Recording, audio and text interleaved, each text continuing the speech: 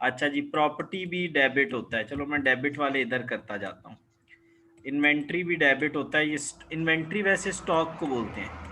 Payable credit होता है, receivable debit होता है, बैंक ओवरड्राफ्ट क्रेडिट होता है, लोन लोन लाइबिलिटी है, क्रेडिट होता है, कैपिटल लाइबिलिटी है, क्रेडिट होता है, ड्राइंग्स डेबिट होती हैं, सेल्स क्रेडिट होती हैं, और परचेजेस डेबिट होती हैं, परचेजेस रिटर्न ये क्रेडिट होता है, डिस्काउंट अलाउड डेबिट होता है, डिस्काउंट रिसीव क्रेडिट होता है, और सैलरी एक्सपेंसेस डेबिट होते हैं।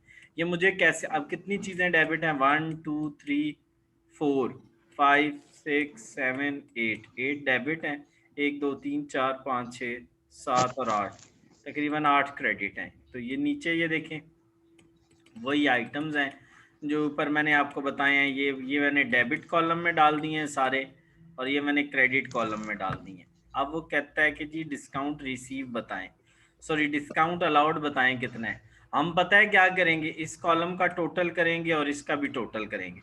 इसका टोटल ये बना, इसका इस कॉलम का टोटल ये बना, इसमें से जब इसको माइनस करेंगे तो ये डिस्काउंट अलाउड निकल आएगा, ये जो क्वेश्चन मार्क है ना वो निकल आएगा। क्या किया, इस कॉलम का टोटल ये, इसमें से इस कॉलम का टोटल ये माइनस, तो ये आंसर आ गया। ये हमारा डिस्काउंट अलाउड निकल आया। क्या निकल आया जी, डिस्काउंट अलाउड निकल आया। कल मैंने काफी सर माइनस सारे किसको किया है? माइनस किया है डेबिट के टोटल को। ये है, हमने इस कॉलम का टोटल किया और उसमें से इस कॉलम के टोटल को बेटा माइनस कर लिया, तो ऑटोमेटिकली हमारा आंसर आ गया। हाँ,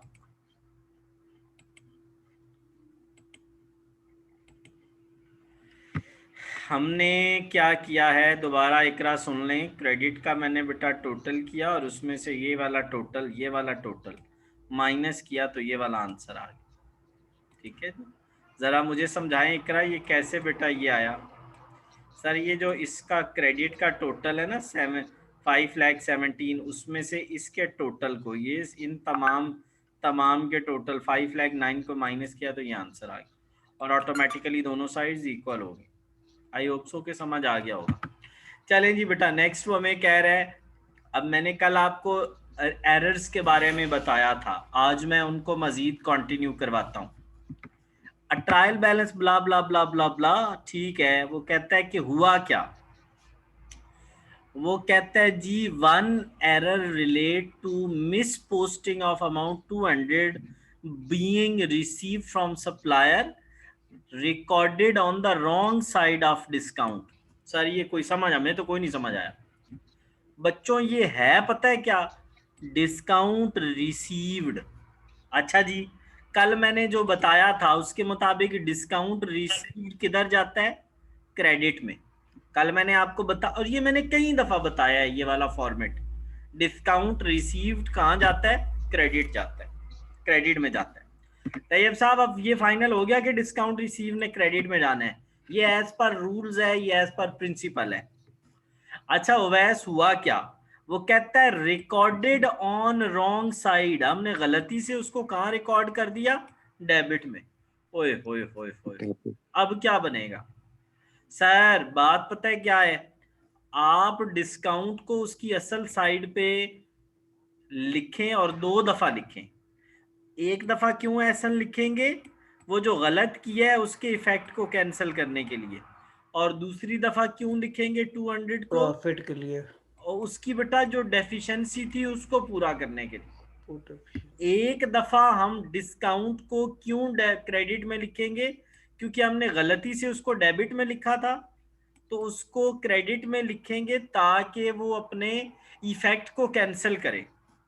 हमने डिस्काउंट रिसीव को क्रेडिट में लिखना था, गलती से हमने उसको डेबिट में लिख दिया। तो अब अगर उसको डेबिट में लिखा है तो उसको क्या लिखेंगे, डेबिट की बजाय कहाँ लिखेंगे, क्रेडिट में, ताकि वो डेबिट और क्रेडिट आपस में क्या हो जाए, कैंसिल हो जाए।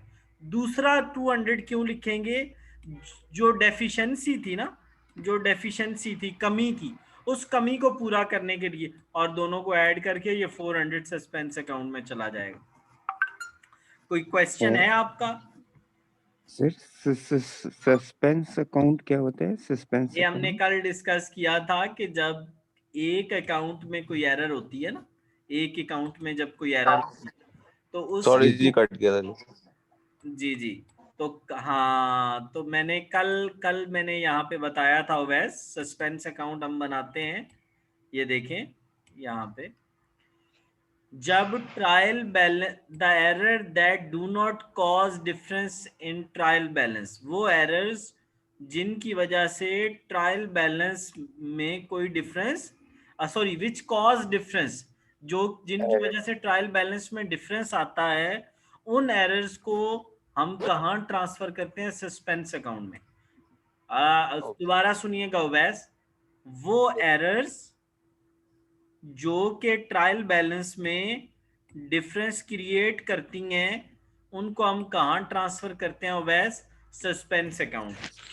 क्यों सस्पेंस में ट्रांसफर करते हैं? हमें उनके असल अकाउंट का नहीं पता होता, तो हम उनको एक सेंड्री या सस्पेंस अकाउंट में डाल देते हैं। हम उनको वैस कहाँ डाल देते हैं? सेंड्री या सस्पेंस अकाउंट। वैस वो एरर्स जो ट्रायल बैलेंस में डिफरेंस क्रिएट करती हैं, हम उनको सस्पेंस अकाउंट में डाल देते हैं, क्योंकि हमें उनके पेरेंट या असल हेड का पता नहीं होता। ठीक है, तो सस्पेंस अकाउंट उन एरर्स को लेता है जो ट्रायल बैलेंस पे क्या नहीं करती, जो ट्रायल बैलेंस में डिफरेंस क्रिएट करती हैं, जो सॉरी डिफरेंस क्रिएट करती हैं। ऊपर पढ़ लेना वैसे एक दफा जाके। अच्छा वैसे वो कहता है कि पेमेंट 880 फॉर क्या है जी, कंपनी वैन। अच्छा एक चीज मैं आपको बताऊं, रिपेयर ऑफ वैन, देखिए हमने रिपेयर करवाई है क्या? वैन, तो रिपेयर डेबिट होना चाहिए। क्या होना चाहिए? रिपेयर डेबिट होना चाहिए। रिपेयर एक्सपेंस है ना, रिपेयर क्या है? एक्सपेंस, और एक्सपेंस को डेबिट होना चाहिए। Correct entry was made in the bank account, हमने वो पेमेंट कहाँ से की? बैंक से। पता है इसकी असल एंट्री क्या होनी थी? इसकी असल एंट्री होनी थी repairs account debit, bank account credit. Bank से हमने पेमेंट कर दी, कैश दी। अब वो हमें ये कह रहा है कि correct entry was made in bank account, bank में हमने एंट्री ठीक कर दी, तो इसका मतलब है ये तो ठीक है। कौन गलत है? रिपेयर्स। तो हमने रिपेयर्स को डेबिट किया और दूसरी साइड पे क्या लिख दिया? Suspense account. दूसरी साइड पे क्या लिख दिया? Suspense account. नेक्स्ट, अच्छा 3000 रेंट, ठीक है, रेंट हो गया। हम जब रेंट क्या करते हैं, रेंट पे करते हैं, तो उसकी एंट्री क्या होती है? आप लोगों को आइडिया है? नहीं सर जी, जब रेंट पे करते हैं ना, रेंट अकाउंट डेबिट हो जाता है, बैंक या कैश अकाउंट क्रेडिट हो जाता है। अच्छा जी, ये होनी चाहिए थी। वो क्या कहता है? हुआ क्या? हुआ क्या? वो कहता है जी बैंक वाज डेबिटेड। अच्छा जी, both rent account and bank account दोनों डेबिट कर दिए।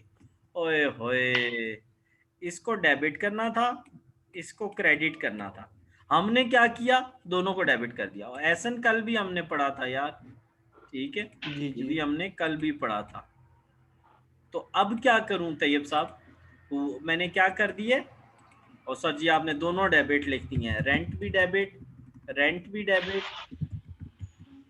बैंक भी डेबिट। हुण की करिए? सर वो देखो ना, रेंट तो ठीक हो गया ना, रेंट ने तो डेबिट ही होना था, वो डेबिट हो गया, ये तो अपनी जगह ठीक हो गया, ये तो ठीक हो गया। मसला किसको है? बैंक को। मसला किसको है? बैंक। बैंक ने क्रेडिट होना था, हमने डेबिट लिख दिया। तो सर आप बैंक को एक दफा क्रेडिट में लिखें। अच्छा चलो मैंने लिख दिया, बैंक को मैंने क्या लिख दिया? क्रेडिट में लिख दिया। कितने अमाउंट से? 3000 से। अच्छा ये मैंने क्यों बैंक को क्रेडिट में लिखा? मैंने अभी थोड़ी देर पहले आप लोगों को बताया था, मैंने बैंक गलती से डेबिट में लिखा है ना, तो उस गलती को आपस में कंपनसेट करने के लिए मैंने बैंक को क्रेडिट में लिख दिया। फिर एक दफा मैं फिर वो जो डेफिशिएंसी थी ना, वो जो कमी थी, उसको पूरा करने के लिए फिर एक दफा बैंक को मैं 3000 से क्रेडिट में लिखूंगा। अब ये देखिए दोनों मिलके कितना बन जाएगा? 6000। ये दोनों मिलके कितना बन जाएगा? 6000। ये जो 6000 है ये क्यों बना? अच्छा मैं इसकी आपको एक ट्रिक बता देता हूँ। जब भी आप किसी अकाउंट की साइड गलत लिख देंगे ना, यानी देखें बैंक ने किधर जाना था, क्रेडिट में, हमने उसको कहाँ लिख दिया, डेबिट में, उसको असल साइड पे लिख के अमाउंट डबल करके दूसरी साइड पे सस्पेंस अकाउंट। मैंने क्या ट्रिक बताई है एहसन सर, एक चीज ने क्रेडिट होना था, हमने डेबिट लिख दिया, असल साइड पे लिख के डबल करके दूसरी साइड पे सस्पेंस अकाउंट, ट्रिक मैंने बता दिया आपको, ठीक है। नेक्स्ट तो काम ही कोई नहीं है, बड़ा इजी काम आ गया है। वो कहता है जी हमें नेक्स्ट के the trial balance disagree with the credit totalling less than debit, कोई बात नहीं। वो कहता है जी कि हमारा जो सस्पेंस अकाउंट है ना, सस्पेंस अकाउंट, उसका जो बैलेंस है वो कितना है जी, क्रेडिट साइड जो है वो, क्रेडिट साइड पे कितना लिखो, 1610 लिख दिया जी। ये वो हमें कह रहा है कि क्रेडिट साइड पे कितना लिखो, ये लिखा हुआ है, क्रेडिट साइड का में कितना लिखो, इतना लिख दिया। अब वो कहता है जी जी, अच्छा जी, क्रेडिट साइड पे हमने इतना लिख दिया, चलें जी हो गया। अच्छा गौर से सुनिएगा, गौर से सुनिएगा, बड़े मजे की चीज है, आप सवाल पूछना हो तो आप माइक ऑन करके पूछ सकते हैं। अच्छा, debit side of purchase was over costed by इतने, यार डेबिट साइड जब ओवर कॉस्ट हुई है किसकी, परचेजेस की, तो उसकी क्या एंट्री होगी जरा मुझे बताओ। सर कल आपने बताया था परचेजेस डेबिट होती हैं, ओवर कॉस्ट हो जाए तो क्रेडिट होंगी, तो इसकी क्या एंट्री होगी, मैंने कल बताई नहीं थी, सस्पेंस अकाउंट डेबिट और परचेजेस अकाउंट क्रेडिट, ऐसे ही होगा।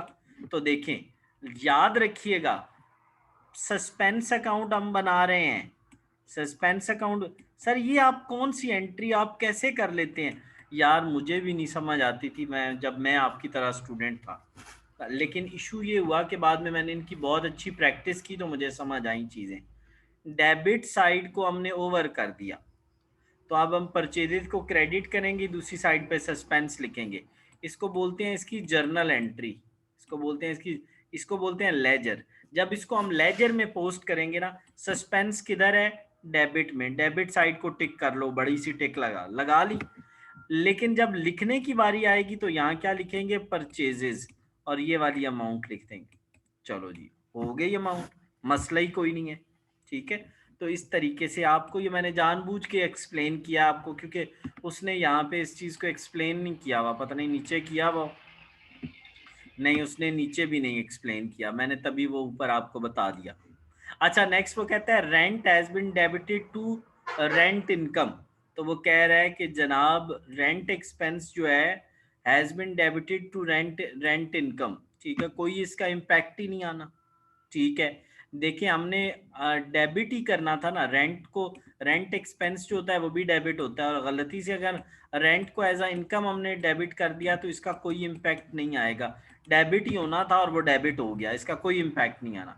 Provision has been increase by इतने, has been recorded debit as, हमने इंक्रीज को डिक्रीज बना दिया। ओए होए सर, आपने अभी हमें कहा था कि जब एक चीज को हमने डेबिट में लिखना और हम क्रेडिट में लिख दें तो असल साइड पे लिख के तो अमाउंट को डबल कर देते हैं, तो सर इसमें भी ऐसे ही नहीं करेंगे, इंक्रीज था हमने डिक्रीज बना दिया, हम उसको असल साइड पे लिख के दूसरी साइड पे सस्पेंस अकाउंट लिख देंगे।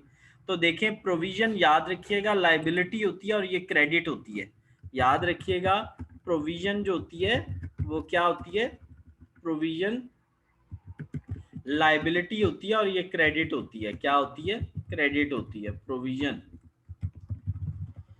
ये क्रेडिट होती है, कितनी अमाउंट से, आपने अमाउंट मैंने आपको कहा है 280 मल्टीप्लाई बाय 560 हो जाएगी।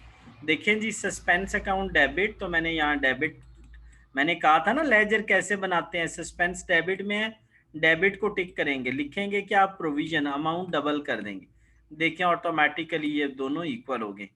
आज की मजे की और लास्ट एंट्री, वो कहता है पेड इतना फॉर ऑफिस क्लीनिंग, तो जो हमने इसका क्या कर दिया, he has made the following entry, उसने गलती से ये एंट्री कर दी है, यार मेरी बात सुनो, ये उसने बिल्कुल ही ब्लंडर मार दिया, बिल्कुल ही ब्लंडर मार दिया, ये उसने रॉन्ग एंट्री कर दी है।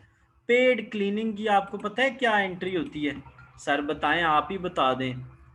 देखो, क्लीनिंग डेबिट हो जाना था, क्लीनिंग एक्सपेंस अकाउंट डेबिट हो जाना था, और कैश अकाउंट क्रेडिट हो जाना था। ये इसकी असल एंट्री है। हम लोगों ने क्या ब्लंडर किया, क्लीनिंग को डेबिट करने की बजाय कहाँ कर दिया, क्रेडिट। तो मैंने क्या बताया था, असल साइड पे लिख के अमाउंट 5 को 1000 बना दो, बन गई, चलो जी। अब दूसरी चीज ये देखें, ये हमने बीच में गलत नहीं लिखा हुआ, इसको तो लिखना ही नहीं था, इसको तो बीच में देखें, ये क्लीनिंग हमने डेबिट में लिखना था, क्रेडिट में लिखा, डेबिट में लिख के डबल कर दिया, इसको तो लिखना ही नहीं था। सर उठा के मारे, इसको लिखना ही नहीं था तो इसको क्रेडिट मारे, ताकि ये क्रेडिट और डेबिट आपस में क्या हो जाए, कैंसिल हो जाए। और असल में क्रेडिट में किसने आना था, कैश ने, तो कैश मैंने लिख दिया। अच्छा, तो अब आपको समझ आ गई होगी, असल में कैश ने आना था, कैश लिखा, ये गलती से डेबिट हो गया तो इसको क्रेडिट कर दिया, ताकि ये एक दूसरे के इफेक्ट को कैंसिल कर दें। ये गलती से क्रेडिट में लिख दिया, डेबिट में लिख के डबल कर देना, डेबिट में लिख के डबल कर देना। नेक्स्ट,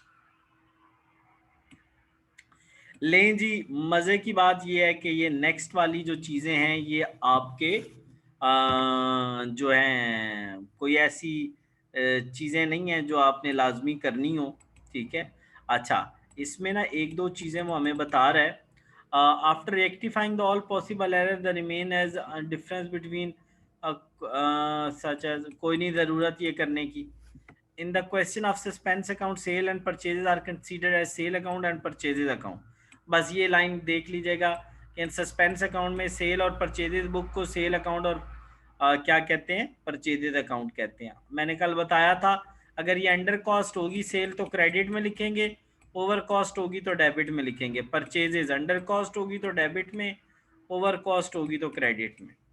अच्छा जी, उसके अलावा ये फार्मूला देख लीजिएगा कि nominal account credit, nominal account debit, इनको आपस में प्लस माइनस करके इस फार्मूले को आप ज़रूर देखिएगा। प्रॉफिट बिफोर रेक्टिफिकेशन में जो क्रेडिट वाला है, क्रेडिट वाली रेक्टिफाइंग एंट्री ऐड और डेबिट वाली माइनस हो जाएंगी, और इसको बीच में से इतना पढ़ने की ज़रूरत नहीं है। Next, if rectifying entry an account relating to the current account is, it would cause increase in working capital। देखें, अगर जो होंगी ना रेक्टिफाइंग एंट्री, वो रेक्टिफाइंग एंट्रीज ये जो हम कर रहे हैं ना अभी तक एंट्रीज, इनको रेक्टिफाइंग एंट्री, वो करंट एसेट्स या करंट लाइबिलिटीज से रिलेटेड होंगी, तो वो आपके वर्किंग कैपिटल को इंक्रीज या डिक्रीज करेंगी, आपके वर्किंग कैपिटल को इंक्रीज या डिक्रीज। वर्किंग कैपिटल क्या होता है जी, current assets minus current liabilities, current assets minus current liabilities को क्या बोलते हैं, वर्किंग कैपिटल। क्या बोलते हैं, वर्किंग कैपिटल। अपने सवाल हैं तो साथ साथ तैयार करें और मुझसे पूछते रहें, ठीक है। अच्छा जी, ये करने की ज़रूरत नहीं है। अच्छा, नेक्स्ट वो हमें बता रहा है कि ये जो कैपिटल एक्सपेंडिचर्स होते हैं वो एसेट नेचर के होते हैं, रेवेन्यू एक्सपेंडिचर एक्सपेंस होते हैं। कैपिटल रिसीट्स जो होती हैं वो होती हैं लाइबिलिटीज़ या ऑनर्स इक्विटी, और रेवेन्यू रिसीट्स जो होती हैं वो होती हैं आपकी इनकम्स होती हैं। वो क्या होती हैं, इनकम्स होती हैं। अच्छा, ये हमें बता रहा है कि जो कार है, परचेज ऑफ कार, वो एसेट है तो वो कैपिटल होगा। रिपेयर जो है वो एक्सपेंस है तो वो क्या होगा, रेवेन्यू होगा। कंप्यूटर एसेट है तो वो कैपिटल होगा। और जो हमने जो कंप्यूटर लिया उसमें जो सॉफ्टवेयर डलवाया ना, शुरू में जो भी खर्चा होता है ना एसेट में, वो भी कैपिटल एक्सपेंडिचर होता है, याद रखिएगा। कैपिटल शुरू में जब हम कंप्यूटर लेते हैं ना उसमें सॉफ्टवेयर वगैरह लगवाते हैं तो वो कैपिटल होगा। अच्छा, शुरू में हम यूएसबी नहीं डलवाते, यूएसबी हम बाद में जब हमारे, तो वो रेवेन्यू होगा। लोन जो है वो हमारी कैपिटल एक्सपेंडिचर होगा, रिसीट्स हमारी इनकम होगी, और इसी तरह ये बाकी आपकी उसी तरह वेजेस और वो ब्ला ब्ला ब्ला। लें जी, अब आपने अगर ये करना हुआ तो कर लीजिएगा, मज़ीद मैंने ये लेक्चर ख़त्म कर दिया है। अगर आपके जहन में कोई क्वेश्चन हैं तो प्लीज़ मुझसे पूछ लें।